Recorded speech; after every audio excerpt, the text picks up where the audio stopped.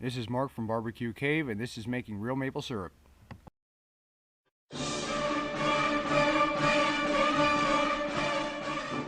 Okay, so this is where it all starts, with a maple tree and a loyal guard dog to protect me from the man-eating squirrels and woodchucks.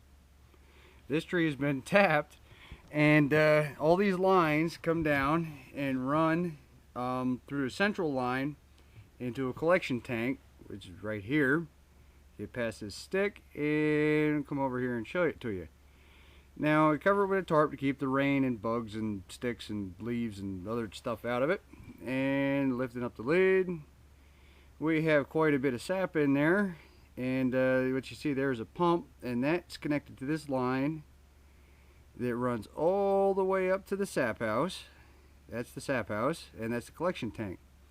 Now, that's the old man loading wood in the fire. And it's one important thing, you always got to keep the fire stoked. Now this is the main line in. Our collection tank is right outside, you can barely see it. That line comes down into this first float, and that's the float. That controls how much sap gets into it, and you push down on it, a bunch of sap runs out. And then that runs into this staging pan right there, steaming up the lens, and this is your main boiler right there. That's about 40 gallons worth of sap just boiling away in there. Wish I had the sound for that. And that runs down into this float into the final pans. Now this is where the maple syrup comes off. It flows through both of those pans and comes out over here, and that's your spigot where you extract it. And this is just the sap boiling. I really wish I had the audio on this, the original audio. And this is the thermometer. Very important. It's sitting at 216 if you can't see that. When it reaches 217, we shut that valve off. That valve there you can barely see because I steamed the lens up again. And we start making maple syrup. Now this is most of the labor when it comes to maple syrup, is loading wood. Got to keep the fire hot. Got to keep keep everything boiling. And so you'll see, I put a kind of a montage together of me just loading wood. And that's that. 10 minutes later, loading wood again.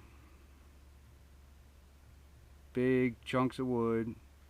You always don't want really big chunks, because the little chunks burn a little bit better most of the time. But they also burn up quicker, so then you're reloading wood more often. And you load wood quite often. Wearing welding gloves, because that's like looking into a forge oven. It's just brutally hot. We get those cast iron doors glowing about cherry red most of the time. It's really fun at night when you can turn off the lights and actually see it glowing red. And that piece of wood ain't gonna fit. Chunk it on the floor. Those will fit. Maybe one more. Yeah, there we go. Alright, trying for another one. 2 more. And sometimes you just gotta kick them shut. Ta-da! Okay, now the final tank, or the final pan, has reached 217, so we're gonna go over here, do one final last bleed, and then shut it off. So that's all the sap. Everything in that final tank is going to be our batch of maple syrup. One more, got to fire the fire again. Couple more chunks of wood. Because what we want ultimately is for that final pan to reach about 222 degrees. That's about when we've been getting the sap off pretty well. I was fixing to kick that piece of wood, but that just would have made a mess of things. So we'll try for a smaller piece of wood. And that'll bring us hopefully through to our final boil, or our final temp. Here we go. And checking the thermometer. This is, once it breaks 218, it starts happening kind of fast. It'll reach 222, 223 degrees pretty quick. And these are our things. That's the testing cup, and hydrometer, a pan, and our paddle, and I'm just showing all the steam for some reason.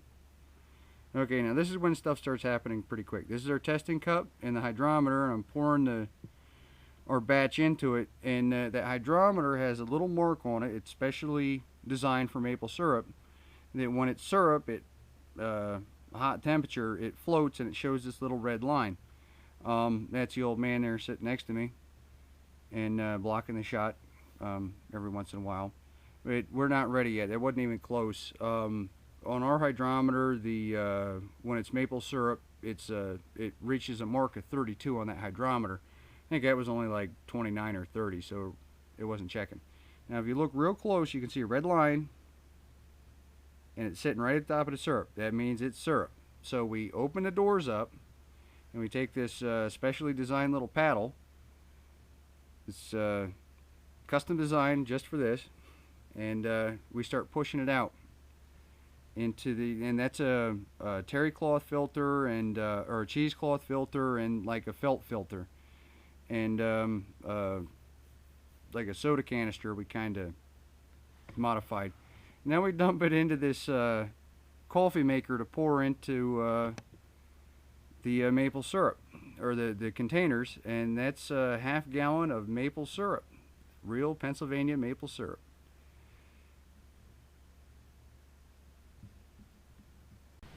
And that was a brief summary on how to make maple syrup. I hope you enjoyed the video.